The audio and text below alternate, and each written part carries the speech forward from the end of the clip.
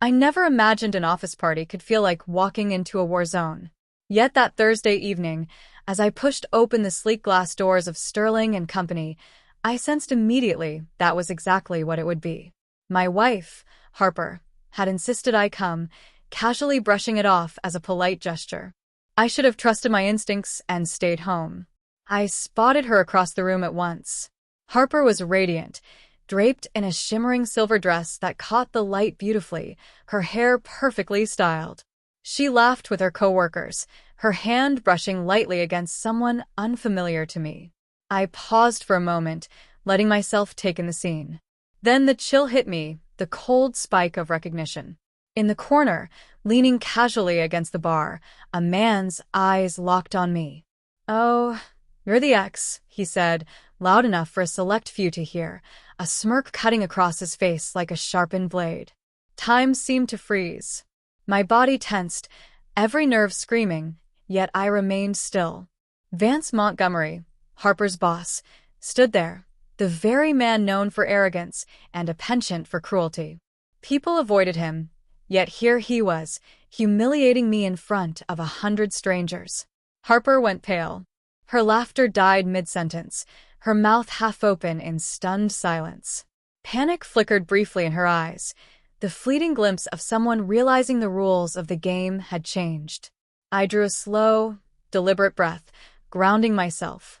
This wasn't about pride anymore. It was about reclaiming truth, exposing the distortions that had festered behind closed doors for months. "Vance," I said, my voice calm but cutting through the murmurs and half-suppressed laughter. "I think you're mistaken. I'm not the ex. I'm her husband." The room went quiet. The low hum of background conversation vanished, replaced by sharp intakes of breath. Harper's eyes widened, not just from shock but from a flicker of guilt, the type that surfaces when secrets are about to be revealed. Vance's confident smirk faltered, his posture stiffening. "Excuse me," he asked, trying to regain control. I continued, stepping forward deliberately so everyone could hear, "I'm the husband. And while you've been sitting here, insinuating, undermining, and managing situations that aren't yours to manage, Harper has been covering up more than she should." A ripple of whispers swept across the room. Colleagues shifted, uncertain whether they were witnessing a confrontation or a performance. Harper looked like she wanted to disappear, her cheeks flushed, hands twisting nervously.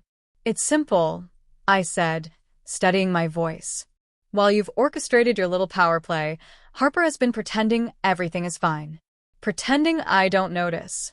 Pretending your subtle digs aren't poisoning her, and, by extension, our life." Harper's lips parted, but no words came. She froze, and in that moment I felt the advantage of composure. Previously, I might have reacted with anger or impulsive words. Tonight, silence, gravity, and truth were my allies. I stepped closer, narrowing the space between Harper and me, making the room feel smaller. "Yes, Vance," I said louder, letting my voice rise just enough. "I am her husband. And if you think you can undermine that with smirks and sideways comments, know this. I see everything, and I will always speak the truth. No matter the audience, no matter the embarrassment." Eyes turned toward us. I caught glimpses of Harper's colleagues, Emma, Jason, Lily, observers until now, their expressions shifting from disbelief to respect. Harper's eyes glistened with silent tears. I didn't need to speak. The room felt heavy with acknowledgement. Relief washed over me, not arrogance, but the quiet power of truth spoken calmly. Harper finally whispered, trembling, "Daniel." Her words were caught between guilt and fear. I nodded reassuringly, letting her know she didn't have to explain. The room remained still, expectant. Vance cleared his throat, attempting authority, but it had deserted him. "That's not what I meant," he muttered, hollow and weak. I walked toward the bar, keeping my focus on Harper. "I don't need explanations tonight.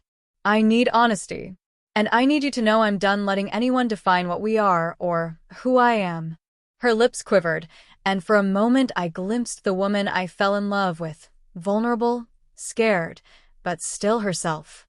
I reached out to brush a strand of hair from her face, and she flinched, Not from fear, but from shock at the gesture. The intimacy we'd lost under tension and politics began to surface again.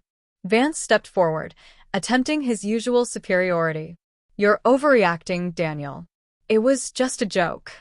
I met his gaze steadily. Humiliation disguised as humor is still humiliation. It doesn't matter how funny you think it is. What matters is who it hurts. "Tonight, you crossed the line." Whispers grew. Vance's closest allies shifted uneasily. Even Emma, usually outspoken, gave him a tight-lipped glance that spoke volumes. I turned back to Harper. "We've been silent for too long. We've tolerated small betrayals, minor disrespect, little lies, thinking it's easier than confrontation. But it's not easier. It erodes trust, respect, love, and it's done enough damage." Harper's hands trembled as she clasped them. "Daniel, I didn't want it to get like this," she whispered, eyes wet with unshed tears. I shook my head gently, voice firm. "Protection doesn't mean silence, Harper. It doesn't mean hiding truth because it's uncomfortable. Protection means honesty, even when it scares you, even when it changes everything." Vance muttered under his breath, flustered. "This is unnecessary." I faced him fully, calm but resolute. "No, Vance. What's unnecessary is assuming you can define someone else's life for your amusement. Respect isn't optional. It's mandatory." A pause fell. The tension shifted. The imbalance that had ruled for months dissolved. Silence returned, but this time it was clarity, not fear. Harper stepped closer, her hand brushing mine. "Daniel," she said, steadier now. "I was wrong." I nodded, letting the words settle. Apologies weren't required tonight. Acknowledgement was enough. I turned to the room. "What you've witnessed isn't about humiliation or power. It's about boundaries, respect, and the courage to speak truth. Silence is not weakness." Heads nodded, murmurs of agreement spreading. Vance stepped back, his smirk powerless. Harper stayed close as we walked toward the exit, her fingers brushing mine. "Thank you," she whispered, soft and full of relief. Outside, the cool night air carried a quiet hum of the city. I drew a deep breath, letting the evening settle. The whispers, the smirks, the tension, all behind us. What mattered now was honesty, clarity, and respect unshaken by arrogance. Walking side by side, I realized that the most powerful moments aren't loud or dramatic. They're calm, deliberate, and undeniable, because once truth is spoken, nothing can undo it.